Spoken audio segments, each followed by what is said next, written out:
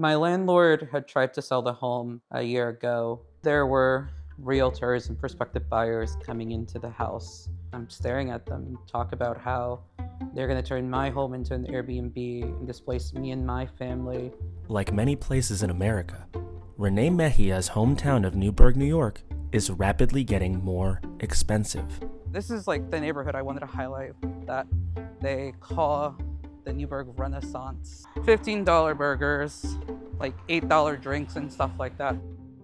One force helping drive this change, in Newburg as elsewhere, is one of Silicon Valley's darlings, a company bringing in record profits while driving up rental and home prices, Airbnb. But across the country, the Wild West regulation-free environment that allowed Airbnb to turn millions of affordable homes and apartments into short-term rentals is changing, as communities target Airbnb and push cities to crack down. The Bozeman tensions are heating up over short-term rentals. Dallas, Philadelphia, New Orleans just passed recent regulations. New York is going to begin enforcing a new law that regulates Airbnb rentals. Over 20,000 listings that disappear after today. But not all policies are created equal, and Airbnb is not going quietly. As we keep walking, we're gonna see more of where it's like slowly transitioning into more gentrification. There's now a pasta shop. There's talks about a new coffee shop. There's a hair salon where a cut's gonna cost you like $80 to $100. The pasta shop is only really open during lunchtime, like for 2 hours. A big thing that a lot of folks like to say is that our city needs this development in order to like increase revenue. But when a lot of these areas aren't very friendly or open to the actual people that live here, who is it actually helping? Oh no, we're just talking about housing and like the issues going on in the city. I actually grew up here. There's a lot of new businesses and stuff like that too, which is good, you know, but the housing isn't all that great. Like, if you make minimum wage, you'll probably have to have like 2-3 jobs, honestly, just to keep up with like rent. We're going to be having a meeting later where we're actually going to be talking about what we can do as, residents of the city of Newburg to make sure there's more protection for folks like us who've lived here their whole lives. We have housing shortages nationwide. Newburg's no different. I think he's very right. There is a housing shortage, and Airbnbs are definitely playing a role in that. The Hudson Valley, which includes Newburg, is one of Airbnb's fastest growing markets. Airbnb argues that they're not a factor in housing getting more expensive. But just a few miles away from where Renee lives in Newburg, there's someone whose work undermines that narrative. If we look at the data for Newburg, 114 Airbnb listings, 99 of them are entire homes, only 15 are private rooms. Between 2016 and 2023, the number of Airbnb listings grew 1,000%. Murray Cox is a researcher and data activist, founder of Inside Airbnb. Since 2015, he has been tracking the company using data from Airbnb listings worldwide to analyze the company's effect on housing. Airbnb impacts long-term rentals, basically by taking housing off the market.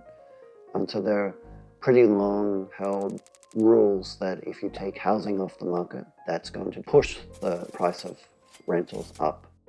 In New York City, there's one study done that New Yorkers were paying $616 million more because of Airbnb. And then another study that said, on average, New Yorkers were paying about $384 per year more in rent because of Airbnb. And that's like an Airbnb tax. All of the renters are paying. Airbnb has argued that the housing market is complex and that short-term rentals have become a convenient scapegoat. It's true that the housing crisis predates Airbnb and that America needs to build much more housing. Newburg has a very low vacancy rate, so 3.6. Anything below 5 is a housing emergency, and Newburg just did declare a housing emergency. But construction takes years. Cities like Newburg could free up existing housing right now with regulation. If you compare the Airbnb listings to Newburg's entire housing stock, it's only 0.8%. So that might not seem like a lot, but if you compare it to the vacant and available for rent units, it makes up almost 40% of that figure. So if these units were returned to the market, the vacancy rate would jump 40%. Across the country, more and more cities have banned or strictly regulated Airbnb in recent years. One study of Irvine, California, found that the city's short-term rental ban lowered rents by about 3%. Residents in dozens of other places, including Newburg, are pushing their local governments to implement new bans. So what we're pushing our city council is to put a ban on non-owner occupied vacation rentals. We are trying to make sure that we don't affect mom and pop folks that are trying to rent out an extra bedroom, but we want to go after folks that don't live in the city, outside investors. I think generally cities are moving towards regulation and relatively restrictive regulations. The whole of the US is in a housing crisis. Here we're connected the tourism market with the housing market. But as we enter a new era of short-term rental regulation, Airbnb is working overtime to protect its profits. I think that we've become a very important part of local economies. So we're always going to be regulated, but I think things are actually calmer than they have been in the past, notwithstanding a couple specific cities. Airbnb had its first profitable year in 2022, bringing in $1.9 billion.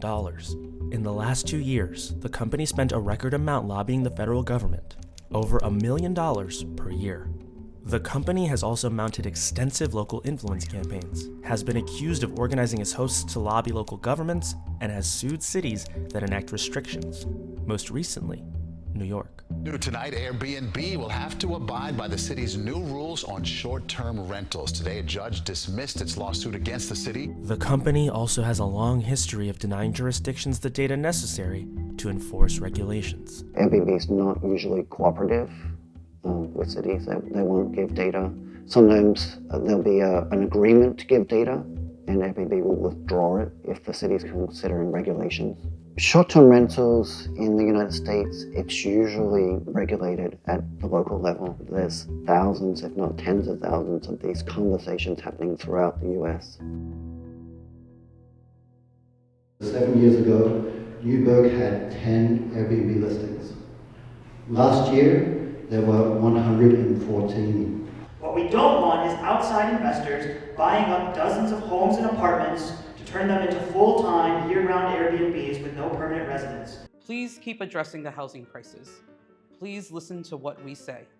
And that is that one of the... If we were to win a vacation rental ban in the city of Newburg, I definitely think that it would set an example and make it easier for other cities in the area to start doing this. In the end, Renee and his family were able to keep their home, but only after negotiating an $800 monthly rent increase. My parents are both immigrants. They don't have a lot of the skills that make a lot of money in this country. And so sometimes it does come to me having to try and pitch in a little bit more, but it allowed us to remain in the home together. I get to spend a lot of time with my mom and dad that I know that they don't get to spend with their parents because of the sacrifices that they've made. And if they can't be with their family, I, would rather keep our family together as long as we can. Thank you so much for watching our video. If you'd like to see more stories like this one, be sure to like and subscribe to the channel to get more Perfect Union in your feed. And if you have any ideas for stories that you would like for us to investigate, just drop them in the comments below.